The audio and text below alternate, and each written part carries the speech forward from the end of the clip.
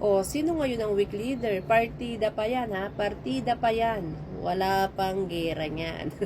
Partida pa po yan. Tapos, sumagot siya. Dire-diretso ang pagtaas. Ano sagot niya?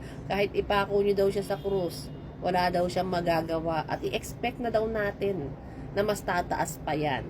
So, wala siyang ginagawang paraan. Wala siyang solusyon. Wala siyang solusyon na tapalan, isubsidize ang petrolyo. Wala, hindi pa po siya nakikipag-ugnayan sa mga ibang bansa na makabili tayo ng petrol, ng oil, ng gas. Wala, hindi po siya kasi wala po siyang good relation sa ibang bansa talaga, wala. Meron siya po siyang good relation sa mga drug lords, sa mga cartel. Pero sa mga ibang bansa po talaga wala. Wala siya, hindi siya makahingi ng tulong na pagbilhan nyo kami ng gasolina na magagamit namin in 50 days, 60 days. Wala po siyang ganon. Ano sabi niya, kahit ipako nyo ako sa krus, wala akong magagawa. Dahil nga, wala siyang magandang relasyon sa mga karatig bansa natin.